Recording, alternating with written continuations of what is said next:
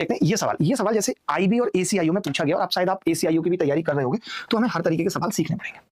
एक बात बताना, इस सवाल को मैं क्या अप्रोच लगा सकता हूं? तो आपने कहा कि जी हमें तो आपने ही सिखाया है कि सीपी और एमपी का जो रेशियो होता है, सीपी और एमपी का जो रेशियो होता है वो होता है 100 माइनस % डिस्काउंट बटे 100 प्लस % प्रॉफिट। यही होता है। सीपी बराबर क्या होता है? 100 माइनस % डिस्काउंट बटे 100 प्लस % प्रॉफिट। यही होता है। इसमें कोई बुरा या खराब तो नहीं, आप सबने पढ़ा है, ठीक है भाई। आपने कहा एक वस्तु को उसके लागत मूल्य से x% अधिक पे अंकित किया है, तो मैंने कहा कोई बात नहीं, ठीक है, आपने x% अधिक पे अंकित किया, यानी आपने 100 रुपए की वस्तु को 100 प्लस x का मूल्य रख दिया। जब पता है ये चीज मैंने कोपची में देखी थी, मैं तभी समझ गया था कि क्वाड्रेटिक इक्वेशन बनेगी, मुश्किल तो है ये सवाल। तभी बोला है कि x की वैल्यू 40 से छोटी है। कंडीशन देने का मतलब है x की 2 वैल्यू आएंगी। आपने कहा कि x/2 की छूटती है और लाभ है 10 सही 1/2%, यानी 100 माइनस x/2, और ये कितना है दोस्त? तो आपने कहा x 100 और लाभ कितने का है? 21/2 का। यही है। मैंने कहा अगर 2 से ऊपर नीचे गुणा कर लें तो एक चीज तो समझ में आ रही है कि ये 200 माइनस x है ऊपर और नीचे 221 आ रहा है।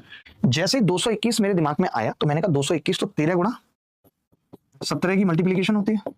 तो मैं इतना समझ गया कि जो भी यहाँ पे आएगा x की वैल्यू, वो 13 और 17 उसके फैक्टर होने चाहिए।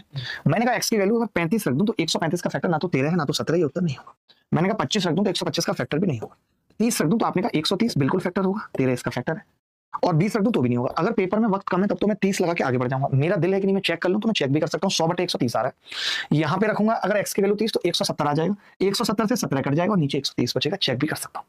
तो ये चीजें हमें आनी चाहिए। मैंने क्या किया, मैंने कोई गुणा भाग करने की नहीं सोची। आप सोचेंगे कि मैं ऑप्शन पुट करूंगा, अगर मैं ऑप्शन भी पुट करूं तो थोड़ा सा टाइम लगेगा। 135 100/135 फिर उसको वेरीफाई करना, फिर देखूंगा कटेगा या नहीं कटेगा। मैंने आपको क्या बताया कि जैसे 221 नीचे दिखा तो मैंने उसके फैक्टर कर लिए कि भैया 13 गुणा 17 क्या है, 13 गुणा 17 है। आपने कहा कि अगर ये 13 गुणा 17 है भैया, तो यहाँ पे वही संख्या आएगी जिसके फैक्टर में या तो 13 या तो 17 होगा।